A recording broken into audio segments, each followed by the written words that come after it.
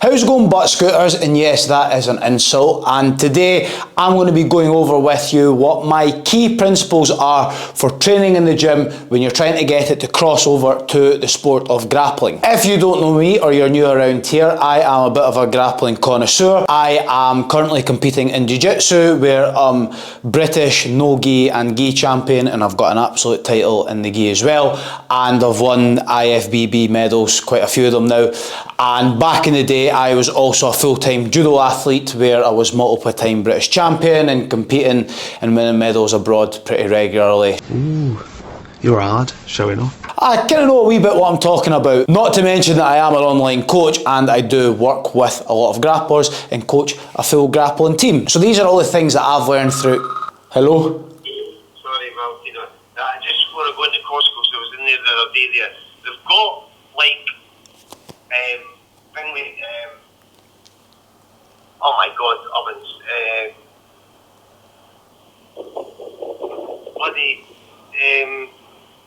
Make? What do they call them? The ovens, you know what you call it? What, an air fryer? Air fryer. Air fryer. So these are all things that I've learned throughout my years of experience and how I now put my plans together when I'm training myself and coaching all the troops. So if you're a grappler, and even if you're not a grappler, but for some reason you're watching this, please make sure that you follow and like the video if you liked it. And I'm going to be revealing a wee exclusive for you at the end, a first look exclusive. Make sure you stick around to the end of the video. You might have heard me talk about some of these principles when I've spoke about training in the gym for any sport, and obviously because grappling's a sport, that would also mean that it's relevant. Like this first one, which is making sure that you're focusing on your compound movements, your squats, deadlift, bench press, shoulder press, pull-ups. There's a reason that these exercises have been staples in the gym for years, and just always remember that when we're trying to train in the gym for any sport and doing strength and conditioning, the key word and the first word in there is strength, and you need to get strong, and these are the exercises that will build the most strength. You're going to be able to use the heaviest weights, you're going to get the biggest bang for your buck and be able to just train most of your body with the fewest amount of movement and exercises. And no matter how specialist you want to try and get with your training, I believe that just having these exercises as the core of your programs, and then obviously the different variations of like front squats, RDLs, that type of thing,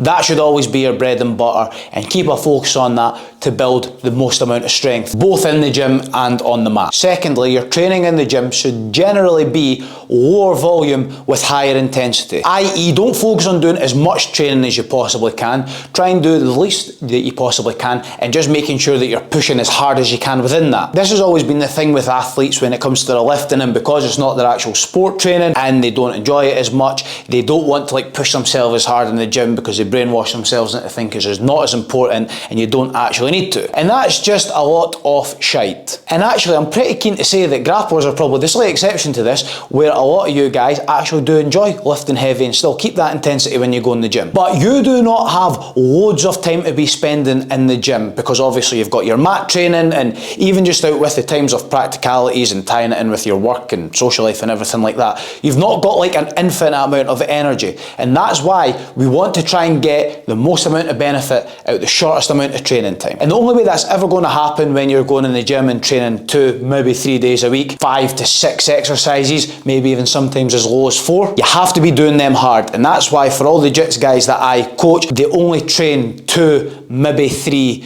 days a week, and obviously comes down each individual person's circumstance. In relation to their jits training, if somebody's on the mat 4+ days a week, I would probably always encourage them to try and be closer to the 2 days a week. And some people can do 4 and 3, like that's what I do, but that's definitely tough, and that's obviously because I've built up a lot of years of actually training, and I've got quite a high tolerance for training. So don't try and spend every single day lifting, trying to cram in like 10 exercises in a session. Short, sharp, hard, that'll do the job. In terms of the more technical specific stuff with your training, please don't make the mistake of trying to like absolutely mimic and replicate all your mat-based movements in the gym. Sometimes this is the point of parody, where I'll literally see people on like a leg press doing a single leg press while like pulling a band down towards them, because that's like a sweep or something you would do on the mat. And I can't stress enough how wrong that this is. When we train in the gym, we're not trying to replicate the sport. We're trying to train the physical qualities to help you perform better at your sport. i.e., we're not training the muscles in the exact same way and in the exact same positions as when you do your techniques. We're just generally trying to make all your muscles stronger, and that sort of comes back to focusing on the compound exercises, because that is what will make all your muscles the most strong. If you want to practice shrimping and arm bars and wrestling and all that stuff, then go and do that on the mat. You don't need to do that in the gym. Yes, you're going to have a lot of BJJ specific exercises and movements like rotational work, single arm work, single leg work, that type of thing, but just train them with like normal rotational and single side exercises. Don't try and like do it the exact same as the movements you would do on the mat. You can get subjectively close to mimicking, like just for example, and it's probably the easiest one that I could give you, is I'm a big fan? Is she a retard? I'm a big fan of the floor press, and obviously that is quite a good BJJ movement, because when you're getting pummeled in bottom mount and side control or something like that, you don't come like further.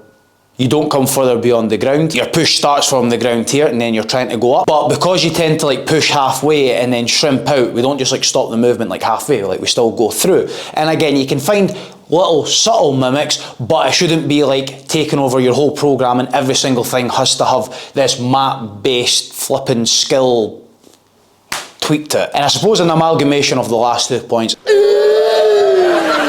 is that you do not need to spam all your fluff exercises. And the big one, and I've got a bit of my bee in a bonnet about this, is like neck exercises that I've seen. Rather than try to go around each individual little muscle group and movement and try and like do an exercise to train it, just hit them all within all your training, and like your compound lifts will cover a lot of them, your specialist exercises will cover a lot of them, and that'll save you like 30-40 minutes and however many sets of just like doing stuff just for the sake of it. It's going to make not even that much difference. Take it from me, who's been competitively competing in grappling for 20 years.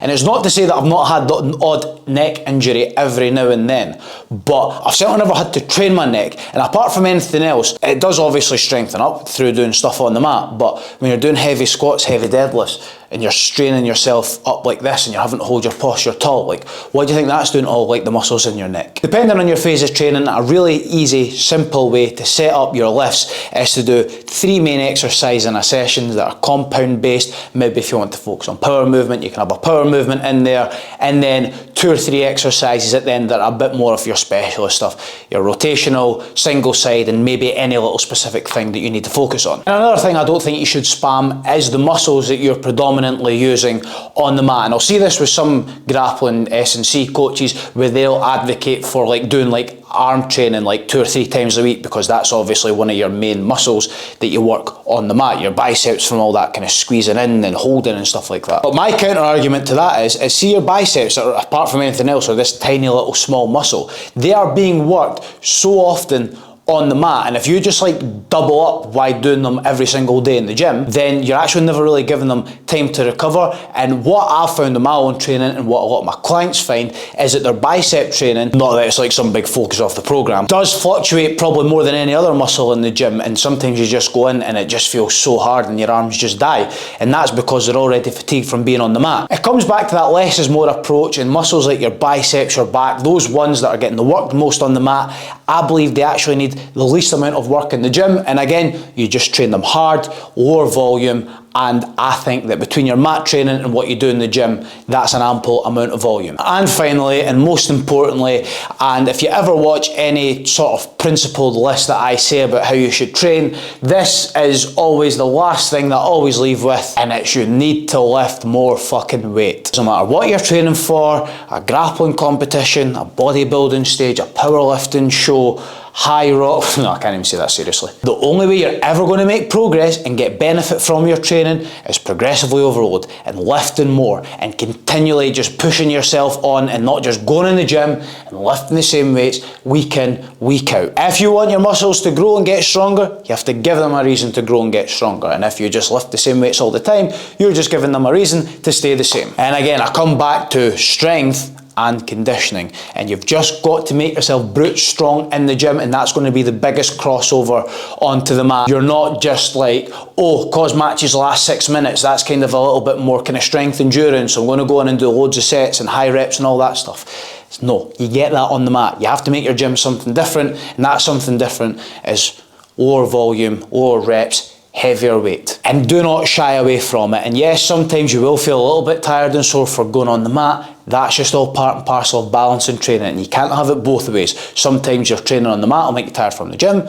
sometimes your gym will make you tired on the mat. But you don't just stop when you get tired, you just work through things and just train yourself to adapt and get used to it, and before long it'll feel normal and you'll be cushy. Now I'm going to give all you loyalists that have watched till the end there a first sneak peek here, and I've not announced this anywhere else. It's not went on Instagram, and it's not even going on Instagram for another few weeks. In the description of this video you are going to find a free grapplers training program. You're going to click the download, and in there's going to be a 2-day training plan and a 3-day training plan, and I just recommend that you pick the one that you can do consistently. So if you've listened to this and you've still not got a clue about how you should be training in the gym, or you think you're training in the gym to help with your sport could be a little bit better, then this is the answer to that, and I'm giving it away for free. This is the information that people pay absolute millions for. One click away, no strings attached. Get it downloaded, put it into action. And as an added exclusive bonus, the first person who downloads the programs, uses it for at least 6 weeks, then goes in a tournament and wins a medal and lets me know about it, they will receive a free AHC Sports supplement stack on me. So there's another incentive for you to download and use it. And if you are said person who's going to win, make sure that you follow me on Instagram so you can DM me on there, because there isn't messaging on YouTube. And if you do want supplements to help you win that medal too, you can just go to EHC Sports now and use code TINO15 for 15% off your order. As usual, finish my pre-workout during this recording, and I am on the cusp of shiting myself, and I'm going to go and do a combat in the toilet.